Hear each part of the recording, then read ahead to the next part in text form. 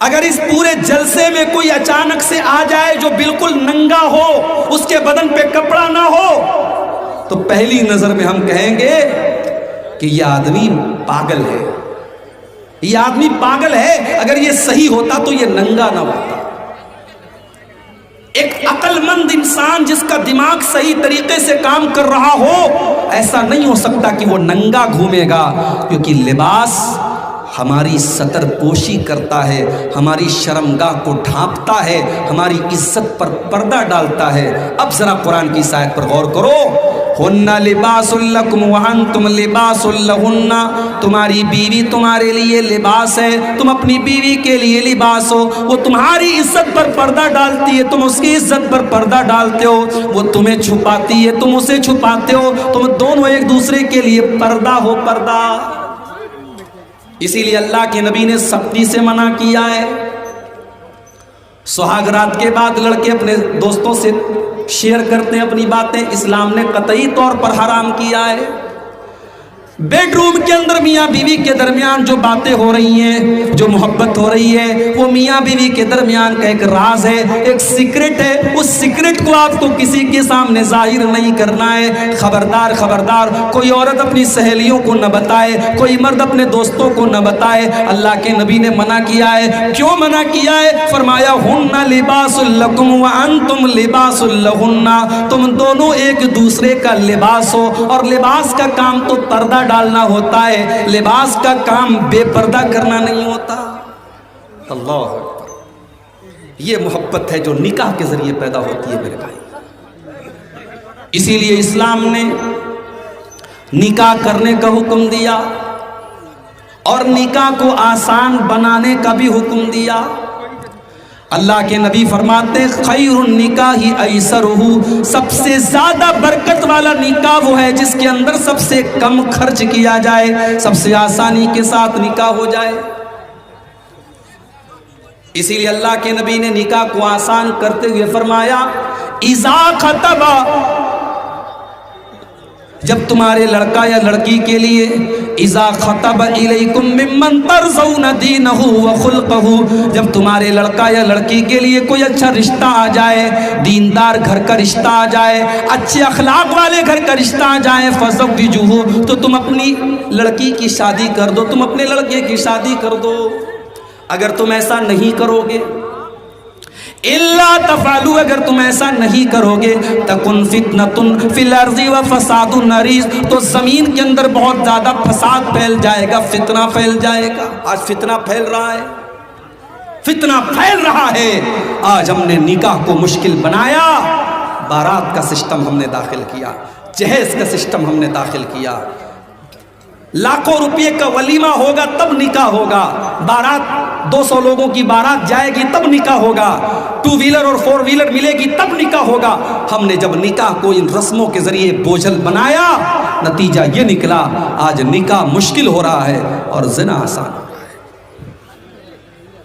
اتنا آسان ہو گیا زنا، موبائل کی ایک چیٹنگ کے ذریعے آج زنا ہو جاتا ہے، واٹس ایپ کے ذریعے ایک چیٹنگ کے ذریعے آج ہوٹل کے کسی کمرے میں جا کر کے زنا کیا جا رہا ہے۔ آج زنا اس قدر عام ہو رہا ہے، ہم نے نکاح کو مشکل بنا کر کے میرے پیارے ساتھیوں، ہم نے زنا کو آسان بنا دیا۔ یاد رکھو میرے بھائیوں، تبلیغی جلسہ ہے، اصلاحی جلسہ ہے، میں وہی باتیں کروں گا جس کا تعلق سماج کی اصلاح سے ہے۔ اگر میری باتیں آپ کو بری لگے تو مجھے معاف کرنا، مگر جو سماج کی حقیقت ہے وہ میں آپ کو دکھاؤں گا۔ آج ہم نے اور آپ نے زنا کو آسان کر دیا اور نکاح کو مشکل کر دیا۔ کتنے گھروں میں لڑکیاں آج 30-30 سال کی ہو گئی، باپ کے پاس بیٹیوں کے جہیز کا انتظام نہیں ہے، بیٹیوں کی شادی کرنے کے لائق وہ نہیں ہے، وہ بیچارہ غریب ہے، مزدور ہے، وہ کیسے کیسے اپنی روزی روٹی چلاتا ہے، وہ کہاں سے لاکھوں روپے کا انتظام کرے گا۔ 30-30 سال کی 35-35 سال کی بن بیاہی لڑکیاں آج بیٹھی ہوئی ہیں۔ میرے پیارے ساتھیوں، جو لڑکی 18 سال کی عمر میں جوان ہو چکی ہے، جس کے اندر مرد کے ساتھ شادی کرنے کی خواہش 18 سال کی عمر سے پیدا ہو چکی ہے، جس کے اندر نیچرل طور پر اللہ تعالیٰ نے وہ جذبہ 18 سال کی عمر میں رکھا ہے، اس لڑکی کو آپ نے 30 سال کی عمر تک 35 سال کی عمر تک آپ نے اس کو بٹھا کے رکھا ہے۔ اگر اس لڑکی کے قدم بہک گئے، وہ غلط راستے پر چلی گئی، اللہ نہ کرے اس نے کوئی غلط کام کر دیا، تو سوچو میرے بھائی اس کا کون ذمہ دار ہوگا؟ لڑکے آج 18 سال کی عمر میں جوان ہو چکے ہیں، شادی ہو رہی ہے 30 سال کی عمر میں، 32 سال کی عمر میں۔ ہمارا بیٹا بھی اپنے پیر پہ نہیں کھڑا ہوا ہے، جب سرکاری نوکری ملے گی تب شادی کریں گے، جب اچھا خاصا پیسہ کمانے لگے گا تب شادی کریں گے۔ لڑکا 18 سال کی عمر میں جوان ہوا، آپ شادی کر رہے ہیں 30 سال کی عمر میں، کیا 12 سال تک وہ کیا نماز پڑھ کر کے اور تہجد پڑھ کر کے اور قرآن پڑھ کر کے اپنے آپ کو گناہوں سے بچا لے گا؟ نہیں میرے پیارے ساتھیوں، یہ بڑا مشکل راستہ ہے، یہ بڑی مشکل ڈگر ہے۔ آپ اپنے بچے اور بچیوں کو خطرے میں ڈال رہے ہیں، انہیں غلط راستے پر لے کے جا رہے ہیں۔ اللہ کے نبی فرماتے ہیں، یا معاشر الشباب من استطاع منکم الباء فلیتزوج فإنہ اغض للبصر واحسن للفرج۔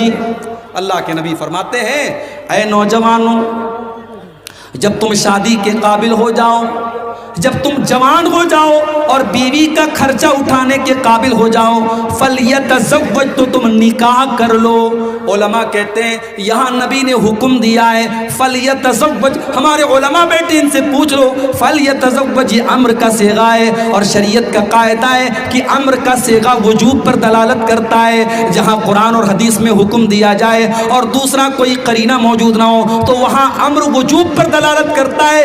اس لیے جس نوجوان کو زنا کا خطرہ ہو اس کے لیے شادی کرنا فرض ہے، فرض، اس کے لیے شادی کرنا فرض اور واجب ہے۔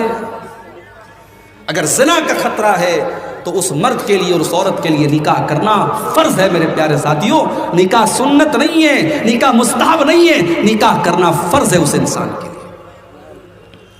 اور کیوں کرنا ہے اس کو نکاح؟ نبی اکرم نے وجہ بھی بتا دی، فَإِنَّهُ أَغَضُّ لِلْبَصَرِ، جب وہ شادی کر لے گا تو اس کی نگاہیں جھک جائیں گی، اس کے پاس حلال طریقے سے اپنی شہوت کو پورا کرنے کے لیے اس کی بیوی موجود ہوگی، اس کی نگاہوں پر اس کو کنٹرول ہو جائے گا، وَأَحْسَنُ لِلْفَرْجِ، اور اس کی شرمگاہ بھی محفوظ ہو جائے گی، وہ شرمگاہ کا بھی غلط استعمال نہیں کرے گا۔ یہ ہے نکاح کی برکت۔ نکاح کے ذریعے آپ کی شرمگاہ اور آپ کی نظریں یہ دونوں محفوظ ہو جائیں گی۔ اچھا، نظر کا شرمگاہ سے بڑا گہرا تعلق ہے۔ اگر انسان کو اپنی نظروں پر کنٹرول نہیں ہے تو شرمگاہ پر بھی کنٹرول ہونا مشکل ہے۔ جو دن رات موبائل پر ننگی تصویریں دیکھے گا اس سے کوئی بعید بات نہیں ہے کہ وہ زنا بھی کر لے گا۔ جس کی دل اور دماغ میں گندگی بھر جائے اس کا کوئی بھروسہ نہیں، وہ کسی 5-6 سال کی بچی کے ساتھ بھی غلط کام کر سکتا ہے، وہ کسی جانور کے ساتھ بھی غلط کام کر سکتا ہے۔ اسی لیے اللہ کے نبی فرماتے ہیں العینان زناہما النظر، آنکھوں کا زنا غلط چیزوں کو دیکھنا ہے، والاذنان زناہما الاستماع، کانوں کا زنا غلط چیزوں کو سننا ہے، واللسان زناہ الکلام، اور زبان کا زنا غلط چیزوں کو زبان سے نکالنا ہے، والید زناہ البطش، اور ہاتھوں کا زنا غلط چیزوں کو ٹچ کرنا ہے۔ آپ بس میں جا رہے ہیں، آپ ٹرین میں جا رہے ہیں، کوئی عورت آپ کے بغل سے گزر رہی ہے، آپ کے بغل میں بیٹھی ہے، وہ غیر عورت آپ کا ہاتھ اگر اس کو ٹچ بھی کر رہا ہے، یہ ٹچ کرنا بھی ہاتھ کا زنا ہے۔ اللہ کے نبی فرماتے ہیں غلط چیز کو، ناجائز چیز کو چھونا بھی ہاتھ کا زنا ہے۔ اسی لیے اللہ کے نبی نے فرمایا کہ کسی کے سر پہ لوہے کے ہتھوڑے سے مار کر کے اس کے سر میں لوہے کی کیل ٹھوک دی جائے، یہ اتنی تکلیف کی چیز نہیں ہے۔ اس سے زیادہ تکلیف کی چیز یہ ہے کہ ایک مرد کسی غیر عورت کو ٹچ کرے، اس کو ہاتھ لگائے، یہ اس سے بڑا گناہ ہے۔ اس کے سر پہ اگر لوہے کی کیل ٹھوک دی جائے اس میں کم تکلیف ہے جتنی تکلیف اس کو قیامت کے دن اس پر ہوگی کہ اس نے کسی غیر عورت کو ٹچ کیا تھا۔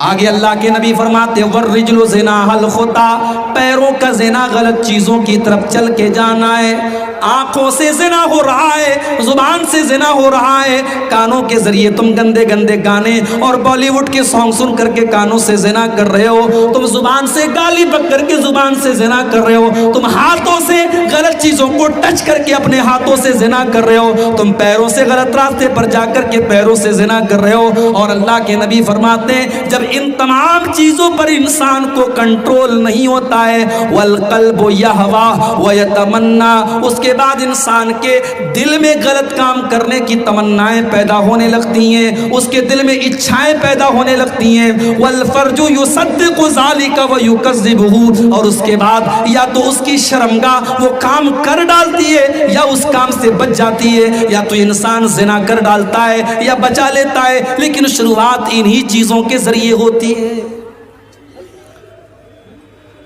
آج یہ زنا عام ہو رہا ہے، اور کیوں عام ہو رہا ہے؟ کیونکہ ہم نے نکاح کو مشکل بنا دیا میرے بھائی۔